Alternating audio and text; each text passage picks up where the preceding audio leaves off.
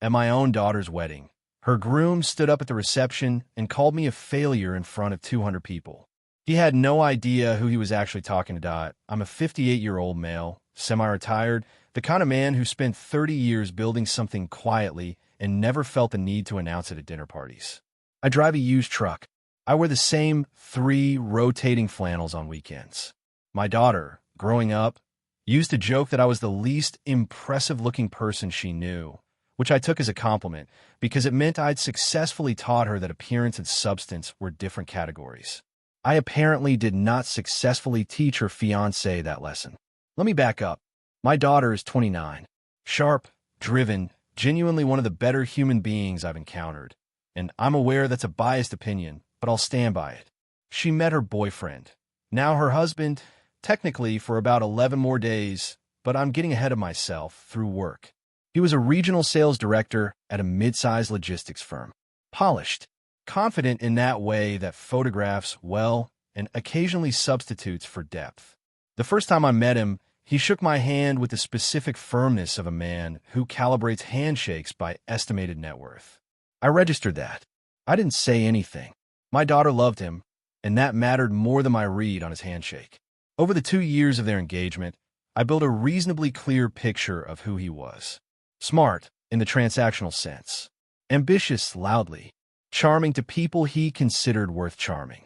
To people he didn't, contractors, waitstaff, my brother-in-law who works in HVAC, he had a specific brand of dismissive that he probably didn't realize was visible. He was dismissive of me from roughly the 3rd time we met, which was when he apparently concluded that a flannel-wearing, truck-driving, soft-spoken man with no obvious signifiers of success was not someone whose opinion required management. That was his error. He made it consistently and with remarkable confidence for 2 full years. The wedding was held at a venue my daughter had wanted since she was a kid, a restored farmhouse property about 40 minutes outside the city, beautiful in the specific way that old things get when someone is taking care of them. About 200 guests. Everything she'd wanted. I paid for the majority of it, quietly, through a separate account my daughter knew about, and her fiancé, apparently, didn't consider the source of carefully. The ceremony was genuinely lovely. Whatever I thought of him privately, watching my daughter walk down that aisle and mean every word of what she said, that was its own thing, separate from everything else. I filed it away cleanly. The reception is where it went wrong. The toast happened about an hour in. Best man, maid of honor, my ex-wife's brief and warm remarks. Then the groom stood up, which wasn't on the formal schedule, but nobody was going to stop a groom from speaking at his own wedding. He started well, talked about my daughter, how he felt the first time he met her, the usual architecture of a wedding speech. The room was warm and attentive. Then he pivoted. He said he wanted to say a few words about family, about the families that shaped them both. He talked about his own father, who'd built a successful business from nothing, who'd taught him that a man's worth was measured in what he built. Long setup, delivered well. People were nodding. Then he looked in my direction. My father-in-law, he said, is a simple man. And I mean that as well. I mean it honestly. Light laughter from people who hadn't clocked the direction yet. He's lived a simple life. Modest, quiet. And I think there's something admirable about a man who's at peace with not reaching for more. Who's comfortable with the lane he's in. The laughter got a little uncertain. He kept going. Something about how different families had different definitions of success. How he hoped that his own drive and ambition would bring his new family, opportunities they hadn't had before. That he was looking forward to providing that. 200 people heard my new son-in-law imply, with a smile and a champagne glass raised, that I was a quiet little failure who should be grateful someone ambitious had married into the family. My daughter's face, from where I sat, went through about 6 expressions in 4 seconds, ending somewhere between mortified and furious. I picked up my glass. I smiled. I did not react, because I'd learned something 30 years ago that he was about to learn now. The loudest move is almost never the right one, and the most satisfying revenge is the kind that the other person walks into completely on their own. He just handed me everything I needed that I want to describe what I actually do for a living, because it's relevant, and because I've clearly been coy about it in ways that were apparently convincing enough to fool a regional sales director for 2 years.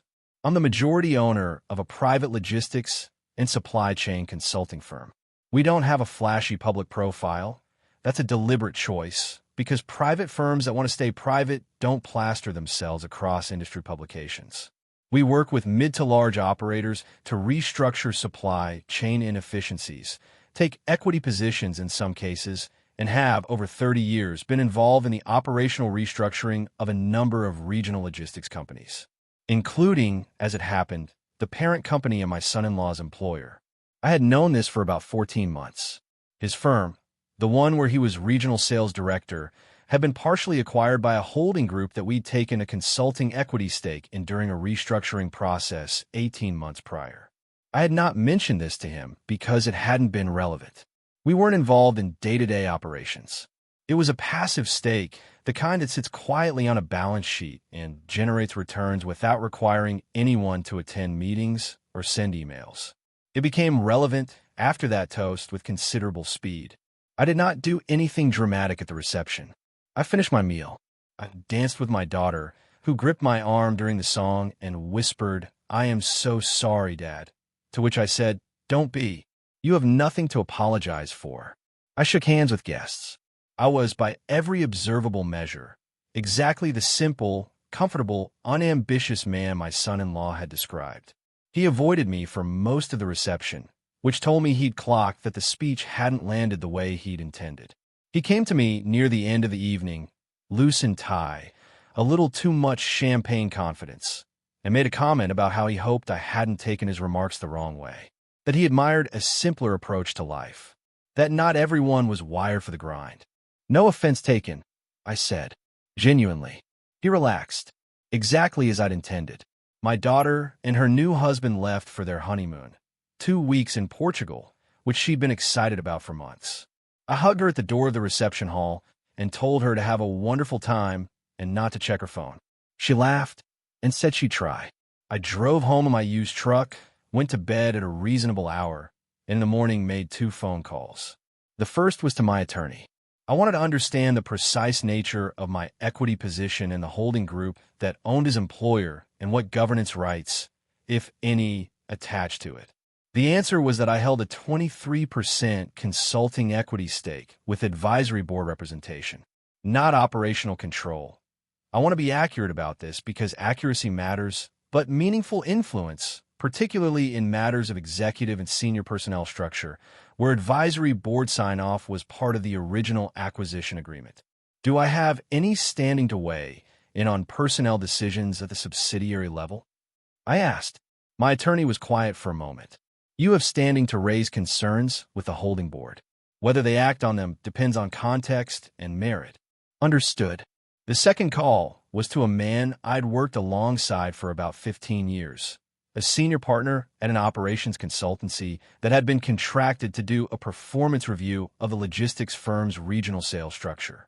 A review that had been scheduled for the following quarter, quietly, as part of standard post-acquisition assessment.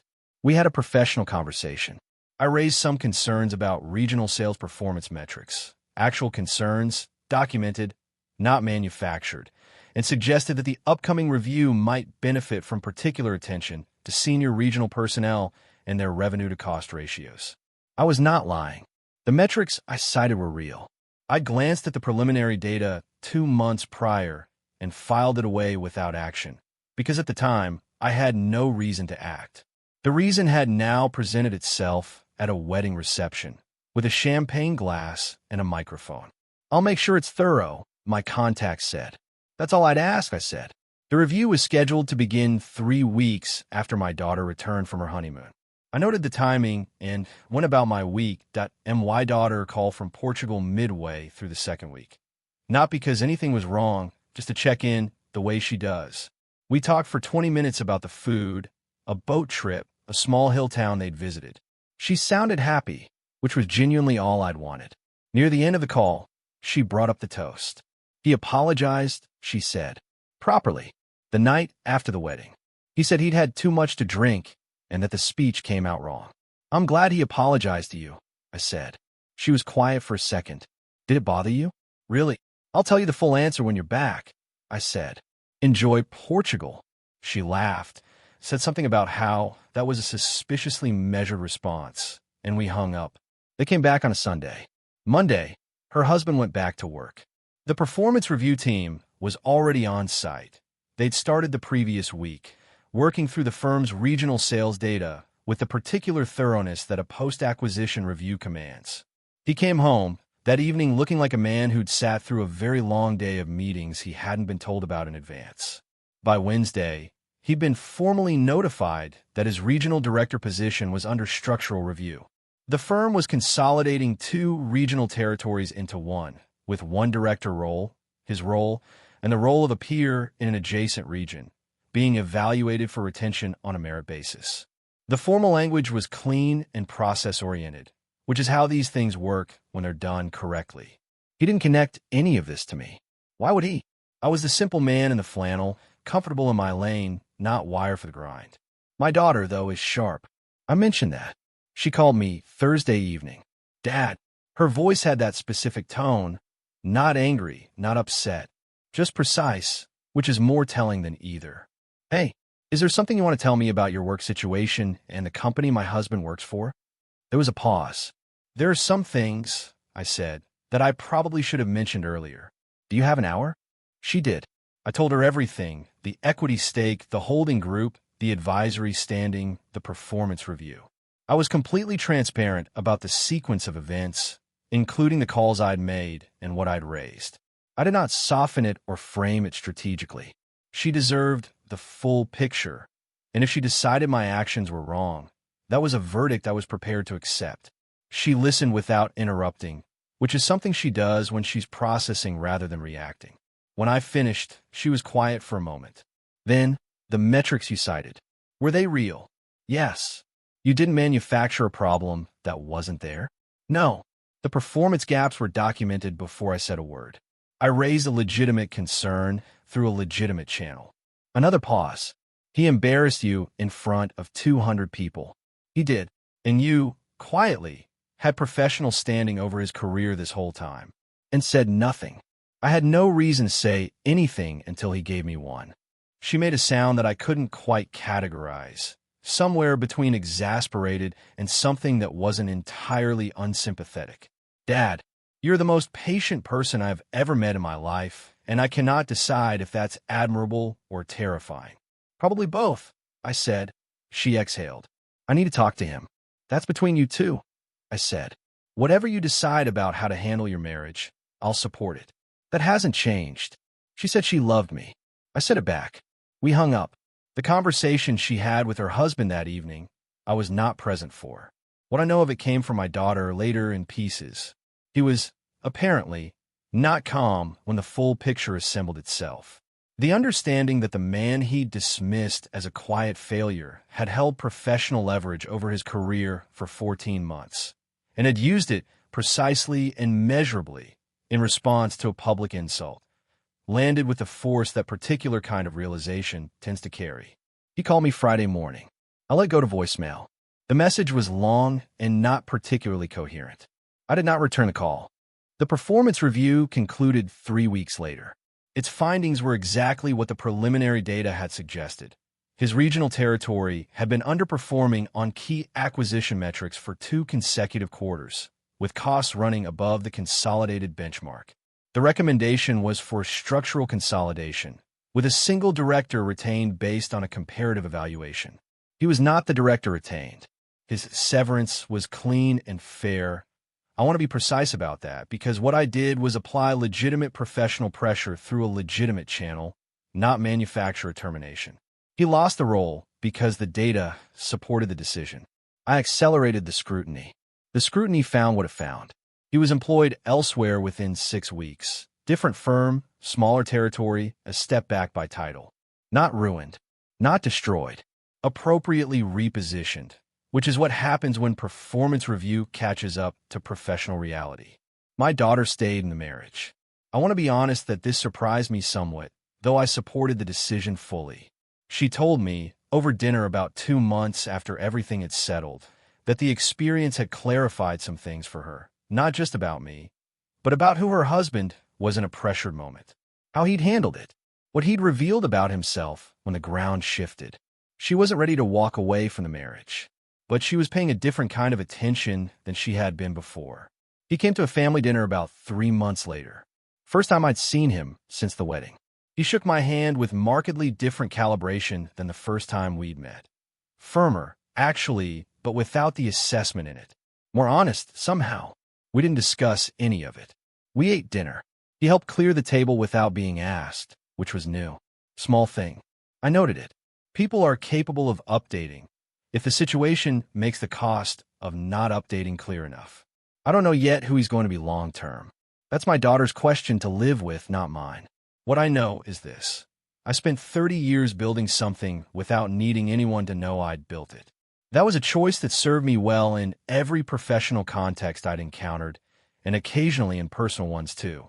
A man who underestimates, you can only do it once if you're patient enough. My daughter asked me, near the end of that dinner, whether I'd planned the whole thing from the moment of the toast, or whether I'd figure it out as I went. I made 2 phone calls Monday morning, I said. The rest followed from there. She shook her head slowly. 30 years, Dad. You never once mentioned any of it. You never asked what the consulting work actually involved. I thought you were retired. Semi-retired. She looked at me for a long second. You were genuinely strange. I prefer patient, I said. She laughed. Real, easy laughter, the kind she'd had since she was 6 years old. And I thought that regardless of how everything else sorted itself out, that sound was worth every quiet year of building something nobody could see. That's enough of a legacy for me. If you've ever been underestimated by someone who really should have done their homework first, subscribe, because apparently the most dangerous people in the room are the ones who drove there in a used truck.